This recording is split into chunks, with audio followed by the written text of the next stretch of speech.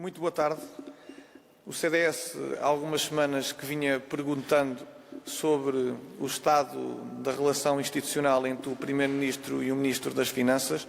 Teve inclusivamente a ocasião, no último debate quinzenal, de perceber quando é que o Ronaldo das Finanças seria transferido, seria antes ou depois do orçamento retificativo, mas não podemos deixar de registar que quando existe descoordenação no Governo, essa mesma descoordenação deve ser imputada ao Primeiro-Ministro, porque é quem tem a responsabilidade de fazer uma gestão correta e proficiente das equipas. E até podemos considerar esta última novela inusitada, dado que estamos todos bem recordados dos rasgados elogios que o Primeiro-Ministro teceu ao longo dos últimos anos àquele que considerou o Ronaldo das Finanças, inclusivamente o Ministro Mário Centeno, que granjeou bastante credibilidade nas instâncias internacionais que serão tão importantes na resolução desta crise e na capacidade de solidariamente a Europa terá para vencer esta pandemia e os efeitos nefastos que causou ao nível social e económico. É por essa mesma razão que o CDS considera um péssimo timing o desta remodelação no Governo, porque dá-se o caso do Ministro das Finanças, que hoje em Conselho de Ministros levou a aprovar o orçamento retificativo, não ser o mesmo que o irá defender na Assembleia da República, junto dos representantes dos portugueses, respondendo politicamente perante as opções que lá foram tomadas. Para além disso, o CDS entende que não pode haver promiscuidade na política e foi por essa mesma razão que hoje apresentou um projeto de lei que visava evitar esta transferência de amigos de governantes para uma situação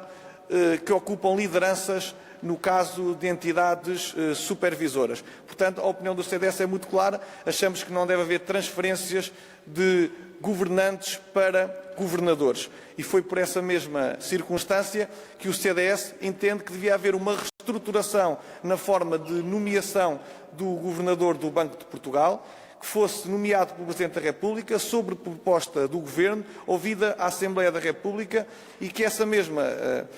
ocorrência obrigasse a que houvesse pelo menos um período de nojo de 3 anos no caso de ex-governantes. O que pode, inclusivamente, vir a acontecer, e que na opinião do CDS espera que não venha a ter lugar, é que o atual Ministro das Finanças venha a nomear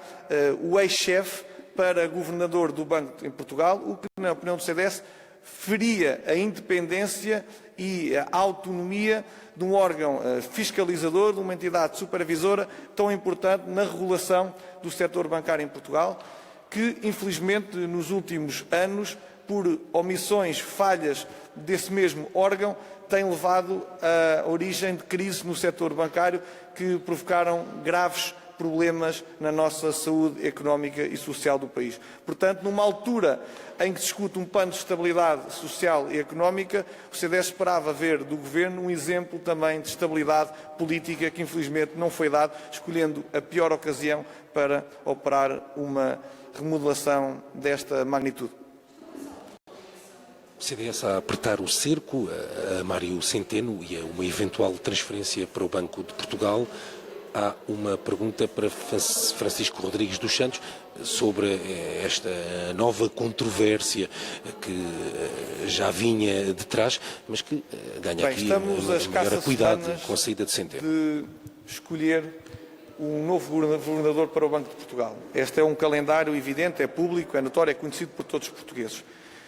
Na opinião do CDS, não queremos que isto se trate de uma infeliz coincidência. E foi por essa mesma razão que, na altura própria, quisemos levar à Assembleia da República um projeto de lei que operava uma alteração no mecanismo de nomeação do Governador do Banco de Portugal, precisamente para blindar dessas interferências políticas e dessas transferências do Governo para as entidades reguladoras e supervisoras. Eu repito, na opinião do CDS, em democracia não se pode passar diretamente de governante para governador. Foi por essa circunstância que decidimos apresentar este projeto de lei, que é abrangente, que que não visa apenas estabelecer um período nojo para governantes ou ex-governantes de 3 anos, mas muda toda a arquitetura da nomeação, que passa a ser realizada pelo Presidente da República, sob proposta do Governo, ouvida a Assembleia da República. Creio que esta proposta do CDS, se tivesse sido aprovada, muito faria em nome da transparência, da idoneidade e da independência dos órgãos fiscalizadores e também da qualidade da nossa democracia e da saúde do setor financeiro e bancário.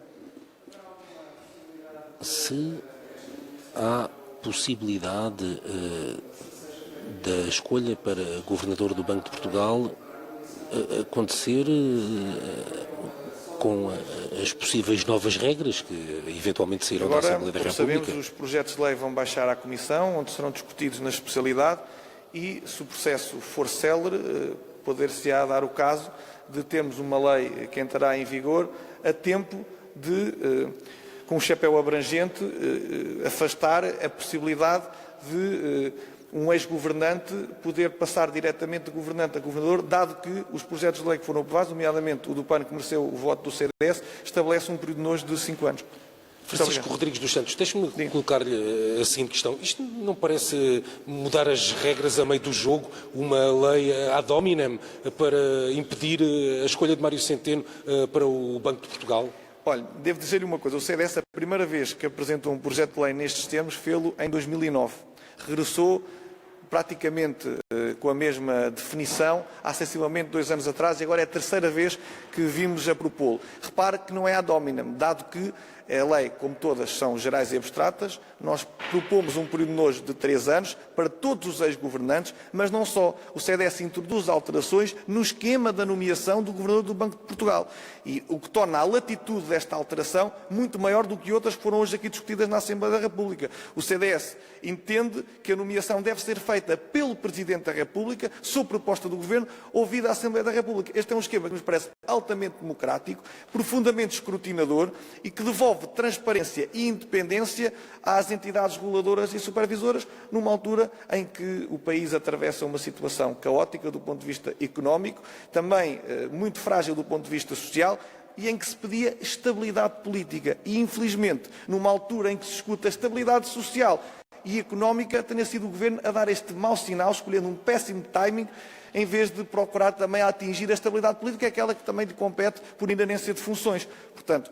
na opinião do CDS, nós aguardamos os próximos episódios, mas, de facto, olhamos com alguma apreensão o facto de o novo Ministro das Finanças, que irá responder perante o Parlamento, os deputados são os representantes do povo, não ter sido o pai deste orçamento retificativo, quando há uma névoa e uma dúvida, uma suspeita no ar de que se procurará um esconderijo ou uma espécie de abrigo para o ex-Ministro das Finanças no Banco de Portugal, o que revela só a mera tentativa, uma total ausência de sentido de Estado, porque, como disse o próprio Ministro das Finanças, agora cessante, o que Portugal tem para atravessar pela frente é uma maratona. E o que, infelizmente, observamos é que ainda não saímos do estádio e o Ministro das Finanças já está sentado na bancada, não quis correr lá até ao fim com os portugueses, respondendo perante o Parlamento sobre as opções que tomou ao nível do orçamento retificativo. Muito obrigado.